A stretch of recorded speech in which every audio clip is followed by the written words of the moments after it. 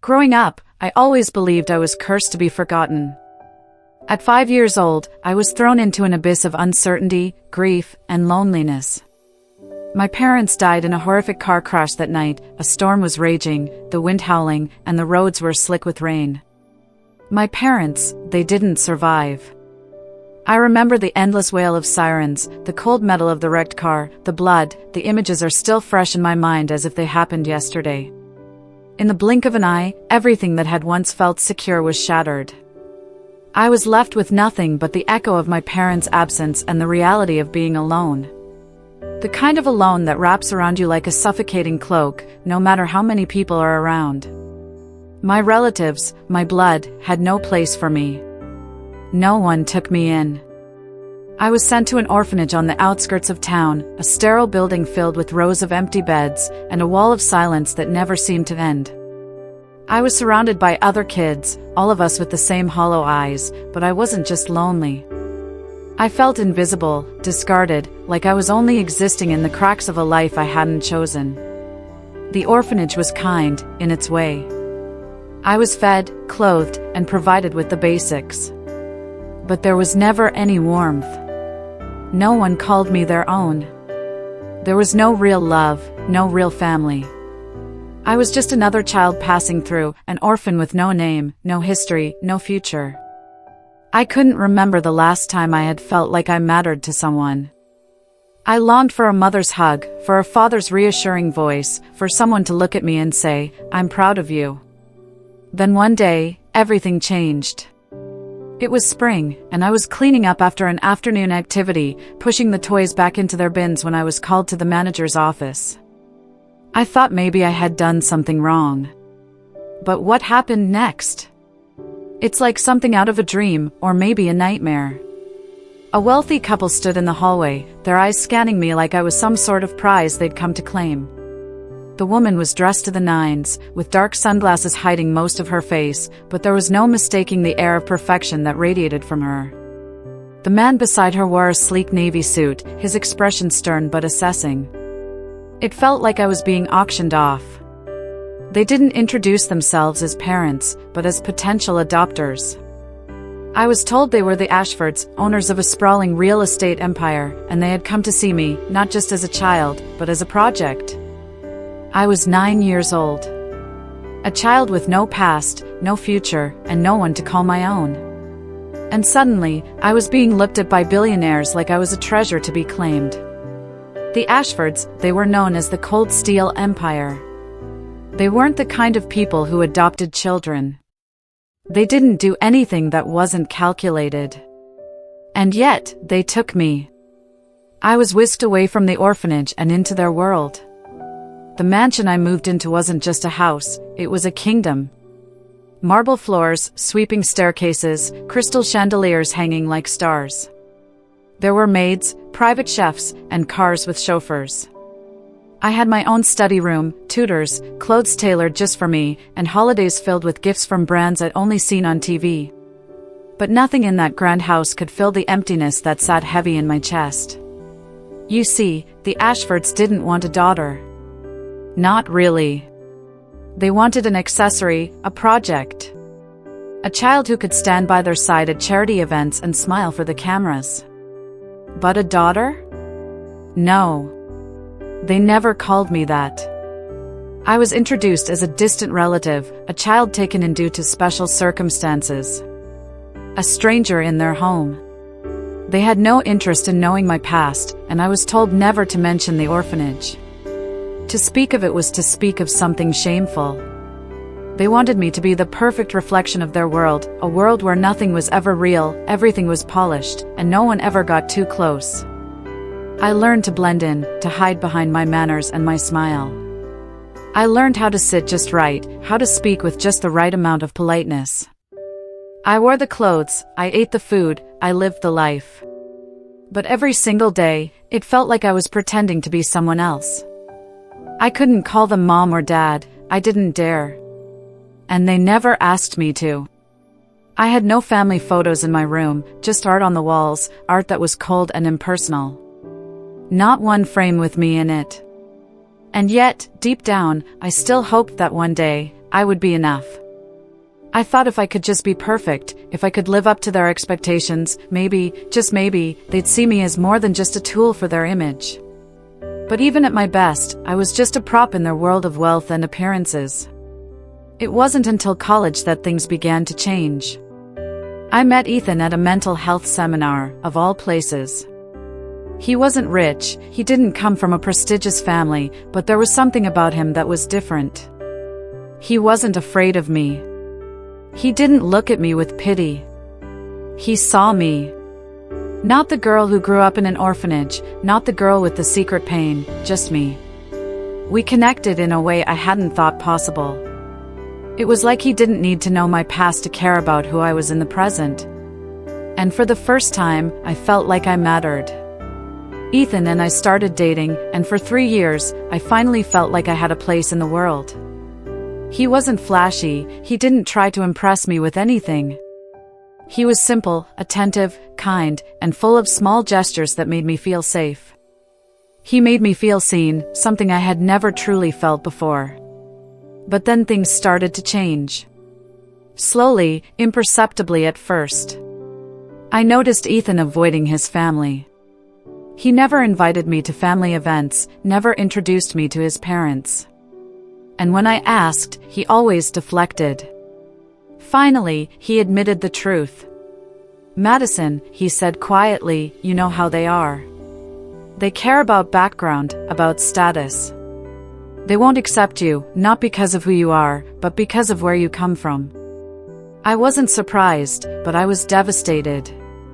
The man I loved, the one who had made me feel like I finally belonged, couldn't stand up to his family for me. That was when I realized that no matter how hard I tried, no matter how perfect I became, there would always be someone who saw me as less than. The turning point came during a dinner with his family. We were seated at a table with his parents, and I was immediately made to feel like an outsider. His mother's cold, calculating gaze said everything. I didn't belong in her world. And then, just as I had feared, his mother asked, "So, Madison, what do you do?" Her voice was dripping with condescension. "I'm interning at a counseling center," I replied, keeping my composure. "We work with teens who are struggling with depression and trauma." She raised an eyebrow, her tone dismissive. "How interesting." That was when I knew. I wasn't just being judged for my background. I was being judged for who I was. In that moment, I made a choice. I was done trying to prove myself to people who would never accept me. I stood up, gathered my things, and without a word, walked out. Ethan followed me, but his silence spoke louder than any apology. That night, I knew that I had chosen my own path. I wasn't going to be anyone's second choice anymore. The real shock came later. Ethan's family tried to smooth things over, but it was too late. When I finally revealed the truth, my adoptive parents were some of the wealthiest and most influential people in the country. Their world crumbled. They had rejected the one person who didn't need their money or status. They had underestimated me. And in that moment, I knew that the rejection wasn't a reflection of me. It was a reflection of their own insecurities. From orphan to heiress, my life had taken a turn I never expected. But I had made peace with the journey. I didn't need their approval. All I needed was my own. My childhood was a battleground between what I longed for and what I was given. I may have lived in a mansion, but that wealth didn't come with the warmth I had hoped for. The Ashfords provided for me, yes. They made sure I had the finest clothes, the best tutors, and all the luxuries one could dream of. But no amount of wealth could fill the emptiness inside me. I grew up surrounded by riches, but I was always on the outside looking in. As a child, I wanted nothing more than a hug, a sign of affection. But there was always a wall between me and the world around me. The Ashfords' coldness wasn't malicious, it was just the way they operated. They didn't know how to love, at least not in a way that could heal the wounds of a child who had lost everything. I wasn't their daughter, I was their project, their accessory. I learned early on to be invisible, to blend in, to never make a scene. When they held parties, I was just the silent one in the corner, someone to look at but never truly see. I thought that maybe if I just became perfect, if I conformed to their world, maybe, just maybe, I'd earn a piece of their love. But it never happened. I kept my head down, studied hard, and lived the life they expected of me, but I was still just a shadow in their eyes. It wasn't until I met Ethan that I began to believe that maybe I wasn't just meant to be a shadow. Ethan was nothing like the men in the Ashford world. He wasn't rich, he didn't have a pedigree, and he certainly wasn't from a background that would impress anyone with a name. But in his eyes, I wasn't an orphan or a project. I was just me. For the first time in my life, someone saw me for who I truly was, not what I was supposed to be, but what I was. When Ethan and I first met, it was at a mental health seminar on campus. I wasn't expecting much, just a lecture that would fill my time. But then he walked in, soaking wet from the rain, his hair disheveled, his coat clinging to his body. He flashed a smile at me as he sat down beside me, and for the first time in a long time, I didn't feel like I was invisible. "You here for the extra credit, or do you actually care about this stuff?" he asked, his tone light and teasing. I laughed, feeling a warmth spread through me. He wasn't judging me, he wasn't trying to impress me with fancy words or grandeur. He was real. I was drawn to him in a way I hadn't expected. We talked for hours that day, and by the time the seminar ended, I knew that I had met someone who didn't see the orphan in me, but just me. We went for dinner, and that night, I told him my story, about my childhood, the orphanage, the Ashfords, and how I had always felt like I was never enough. Ethan didn't pity me. He didn't look at me like I was broken or damaged. He just listened. And when I finished, he simply said, "You survived, and you made it. That's what matters." For the first time, someone was proud of me, not because of what I had, but because of what I had overcome. I felt something stir inside me, a sense of belonging, something I'd never truly felt. In Ethan's presence, I wasn't just a reflection of my past. I was someone worthy of love, worthy of a future. But as our relationship grew, so did the tension. I had never really known what it was like to be in a relationship where both people were on the same page. With Ethan, I was starting to feel the pressure of something I wasn't ready for, the weight of family, expectations, and the old wounds I thought I had healed. As much as Ethan made me feel seen, I started to realize that something was missing. There was a distance between us, one I couldn't ignore. Ethan was careful, cautious, like he was afraid to tell me something. At first, I thought it was just his personality, reserved, not one for big confessions. But as time went on, I started to notice something that made my heart ache. He never introduced me to his family. I'd ask, and he'd brush it off, changing the subject. Then, during one holiday, when I was sitting alone in our apartment while he went home to visit his family, I knew something was off. I confronted him. "Ethan, why haven't you introduced me to your parents?" I asked, trying to keep my voice steady. "Why do you avoid taking me home?" He hesitated, his eyes darting away. Finally, he admitted the truth. "Madison, you know how they are. They care about background, about status. My mom, she won't accept you, not because of who you are, but because of where you come from. I don't want to put you through that." I tried to hide the hurt in my voice. "So, what am I to you? Someone you hide?" He took my hand gently. "It's not like that. It's just, my mom, she's stubborn, you don't know what she's like. I'm scared of losing her. I don't want to lose you too." I felt my heart shatter, the weight of his words sinking in. The man who had made me feel seen and loved couldn't stand up for me. He wasn't ready to face his family, and I wasn't just a part of his life, I was the part he needed to hide. I looked at him, my voice barely a whisper. "I can't do this, Ethan. I can't keep being the person you hide. If you love me, you have to show it, not just to me, but to everyone." It wasn't a dramatic outburst, it wasn't an angry fight. It was simply the truth. I knew then that no matter how much I loved him, no matter how deeply I cared, I couldn't be with someone who didn't have the courage to stand up for me. The tension in our relationship had finally reached its breaking point. Ethan's family, their rejection, their inability to see beyond their own narrow views, was now the problem that threatened to tear us apart. And as I walked away from that conversation, I realized that the hardest part wasn't losing Ethan. It was accepting that even in love, I couldn't change who I was to fit someone else's mold. The dinner invitation came unexpectedly. Ethan's mother, Eleanor, had called a week before, saying it was time for me to meet the family. I should have known it was coming. The tension had been building for months, Ethan's avoidance, his vague explanations, and the ever-present undercurrent of something unspoken between us. But I wasn't prepared for what happened next. The restaurant where we were meeting was one of those elegant, high-rise places that screamed wealth. The walls were glass, offering an unbeatable view of the city skyline below, but the view did nothing to lift the suffocating weight I felt on my chest. Ethan had insisted it would be fine, that his family was just old-fashioned but that they would come around. But as we stepped inside, I immediately felt it, the judgment in the air, the sharp glances from the moment we arrived. Ethan's mother, Eleanor, was already seated at the table. She wore a perfectly tailored silk dress, the kind that looked more like armor than fabric.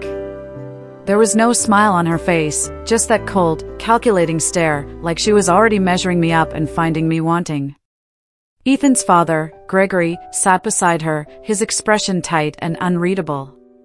There was no warmth in the room, no sense of familial welcome, just a sterile, uncomfortable formality. I tried to smile, but it felt hollow. I tried to greet them, but their cold stares stopped me in my tracks. It was like I was invisible, a ghost at my own dinner. Ethan took my hand under the table, giving it a reassuring squeeze. But I could feel the tension in his grip. He wasn't standing with me, not fully. He wasn't defending me. He wasn't even speaking up. It was like he was trying to disappear, hoping this would all blow over without anyone noticing. The conversation started innocently enough. Eleanor asked about my career plans, a polite question that was more about checking boxes than showing interest. "So, Madison, what exactly do you do?" she asked, her voice almost too smooth, like it was rehearsed. I wasn't going to let her dismiss me that easily, so I answered with the truth. "I'm interning at a counseling center. We specialize in supporting teens with mental health issues like depression and trauma." The way she raised her eyebrow told me everything I needed to know. "Oh, interesting," she said, her tone laced with mockery, "a career in listening to people's problems, how noble." I kept my composure, though her words stung. I could feel the walls closing in around me, each word from her dripping with condescension. Gregory, never one to pass up a moment to assert his power, turned the conversation to where I had grown up. "Where did you grow up, Madison?" he asked, his voice almost as sharp as his gaze. Ethan stiffened, his hand twitching in mine. I could see the conflict in his eyes. He was trapped between loyalty to his family and his feelings for me. "She grew up in an orphanage before being adopted," he said quietly, like he was trying to downplay it, as if the words themselves could make this conversation disappear. A long silence followed. Then Eleanor, without a hint of hesitation, spoke again. "So, no family history, no known background, nothing to speak of." Her words landed like ice, each syllable colder than the last. My heart clenched, but I forced myself to stay calm. For a moment, I couldn't speak. The woman sitting across from me had just stripped away the last shred of dignity I had. She didn't care about my story. She didn't care that I had survived a life no child should endure. She cared only about status, about lineage, about something I would never be able to change. She cared nothing for the woman sitting before her. I opened my mouth, ready to defend myself, ready to say something, but before I could, she continued, cutting through me with words that felt like a slap in the face. "You see," she said, turning to Ethan, "our family is built on tradition. We are established.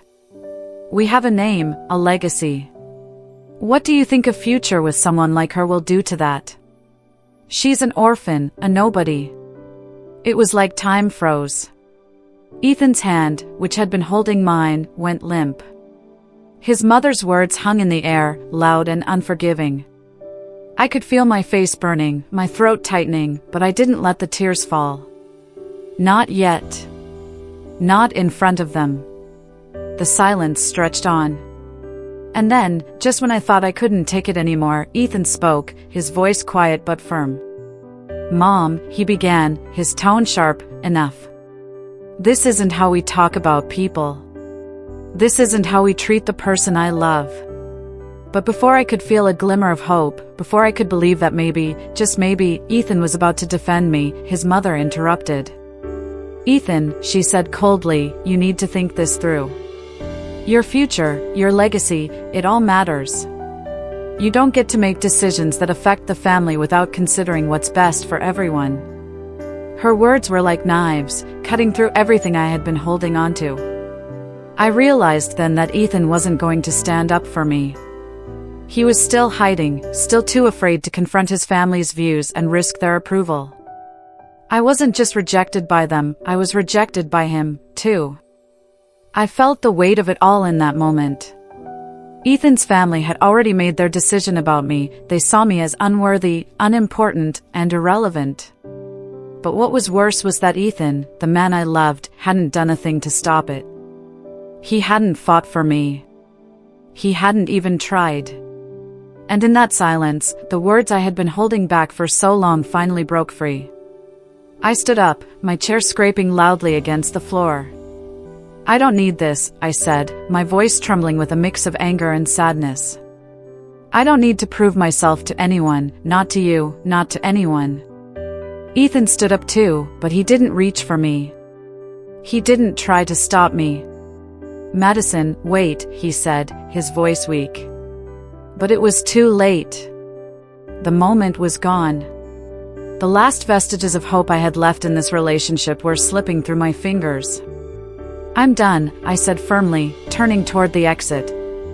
I could feel their eyes on me, cold, judgmental, and unsympathetic. But I didn't care anymore. I had made my decision.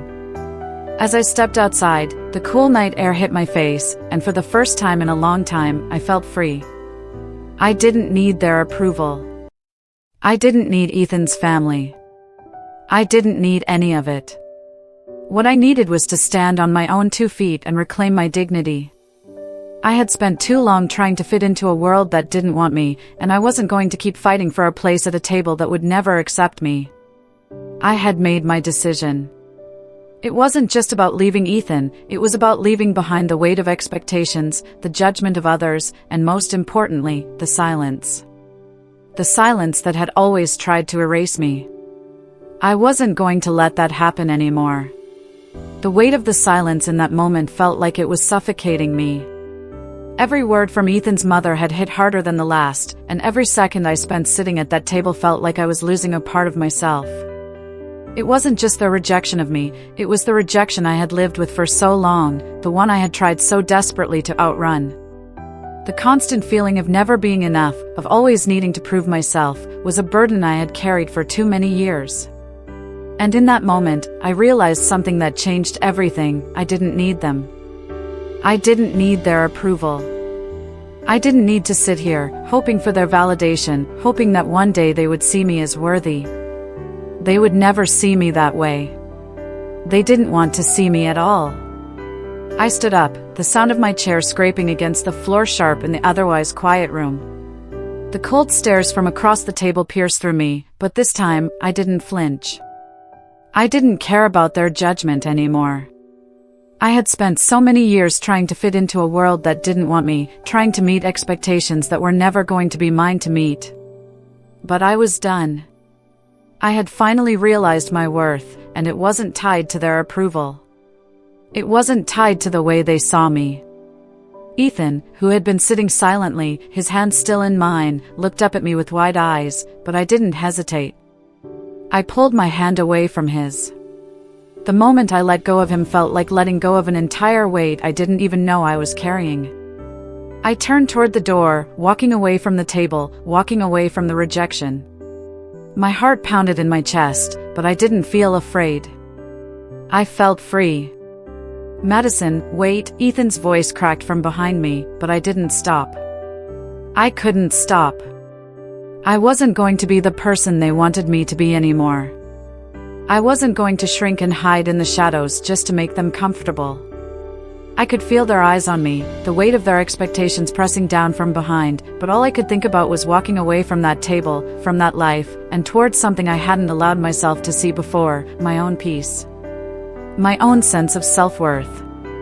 I wasn't just leaving them, I was leaving the parts of me that had been broken by their rejection. As I reached the door, I heard Ethan call out again, but I didn't turn around. I couldn't. I stepped into the cool night air, and for the first time in so long, I took a deep breath. The air didn't feel cold, it felt like freedom. I wasn't weighed down by their judgment anymore. I didn't need to beg for their approval. I didn't need to make myself small or invisible to make them happy. I was finally choosing me. I was choosing my peace. The taxi ride home was a blur, the city lights flickering by outside the window like passing dreams. The streets felt quieter, like the world around me had shifted. My heart was racing, but it wasn't from fear anymore. It was from relief. Every step I took away from that dinner was a step closer to the life I was meant to live. When I arrived back at the apartment, I stood for a moment in the doorway, looking at the space we had shared. The silence that had hung between Ethan and me for months was deafening. But now, in this silence, I felt something else, strength. The strength to walk away from something that wasn't meant for me, the courage to choose my own path, no matter where it led. I closed the door behind me, and in that moment, I felt like I had finally closed the door on everything that had held me back. On the shame, the judgment, the rejection. I had spent so many years trying to fit into a life that wasn't mine. But now, I was free. I wasn't just walking away from a dinner.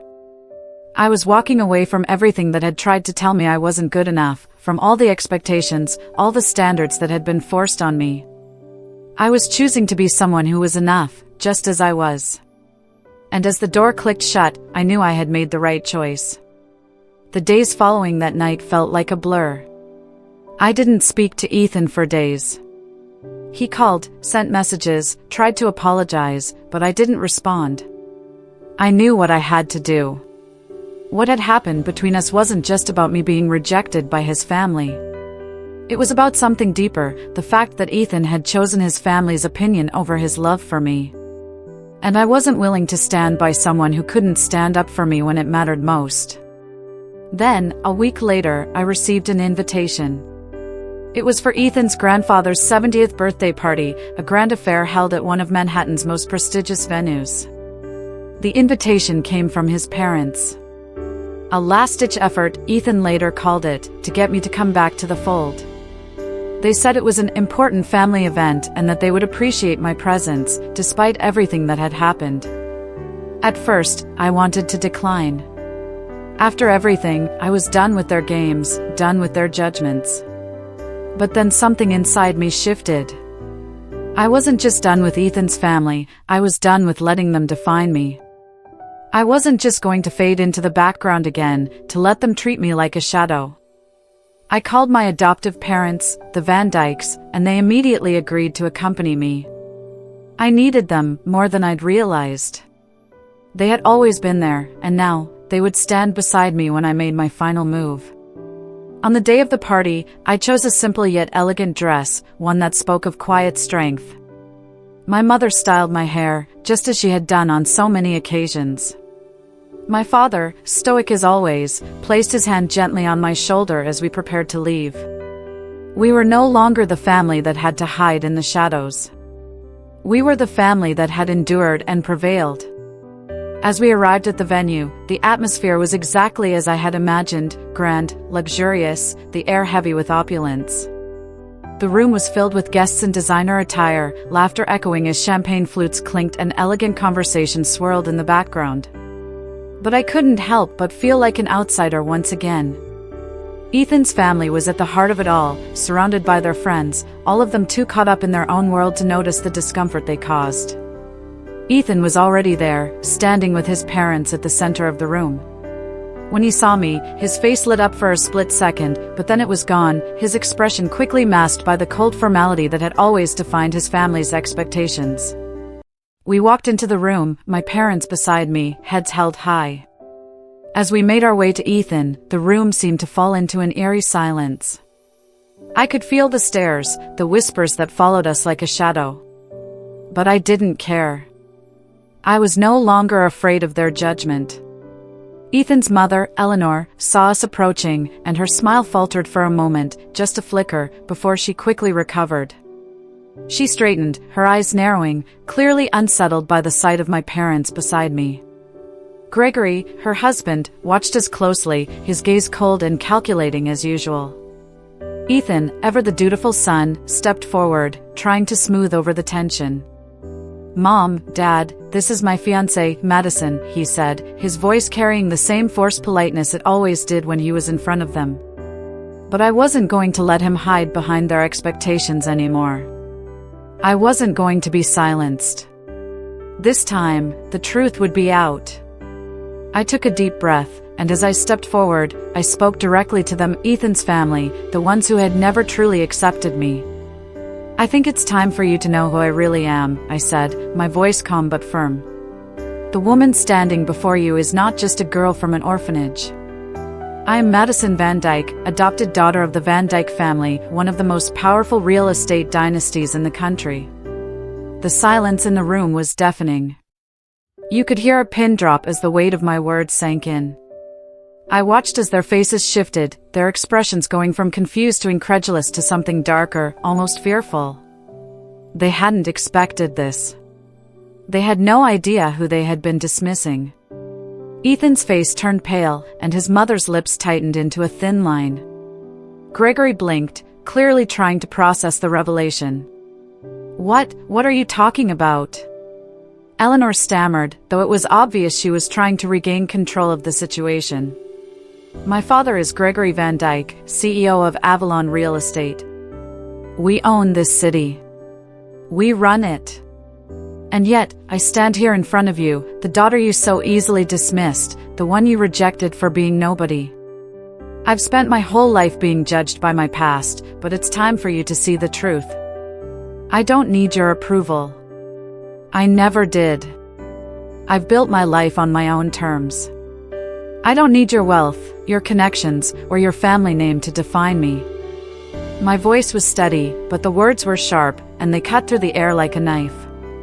The room had gone completely still. No one moved. No one spoke. They were all stunned, trying to digest the weight of what I had just revealed. Ethan stood frozen, his eyes wide with disbelief, but I didn't look at him. I didn't need him to defend me anymore. I didn't need him to validate me. This moment was mine. And then, just as I had anticipated, the fallout began. Whispers erupted around the room, loud and insistent. The guests began to murmur among themselves, talking in hushed tones. Some of them, people who had once viewed Ethan's family as untouchable, now questioned everything. How had they overlooked this? How had they been so blind? The truth had come out, and with it came the weight of consequences. Within the hour, the financial world began to feel the ripple effects of my revelation. News outlets, financial blogs, and forums exploded with the story. The Van Dykes, once seen as untouchable, were suddenly questioned. Their reputation, built on secrecy and status, was shattered. Their connections, those forged in the pursuit of power and wealth, started to unravel. Investors began pulling out of their projects. Major deals that had once seemed secure began to fall apart. The prestigious image they had worked so hard to maintain was crumbling in front of their eyes. The truth, once buried beneath the layers of wealth and privilege, had finally come to light. But I wasn't there to watch their empire fall. I wasn't there to bask in their downfall. I had made my stand, not for revenge, but for peace. I had chosen my worth over their validation. And in that decision, I had reclaimed my life. As the evening wore on, the Van Dyke family tried to salvage their image, but it was too late. Their downfall was inevitable. As I left the event, I felt lighter than I had ever felt before. I wasn't just walking away from a family that never accepted me, I was walking away from the lies, the expectations, and the pain they had caused. I had found my truth, and with it, I had found freedom.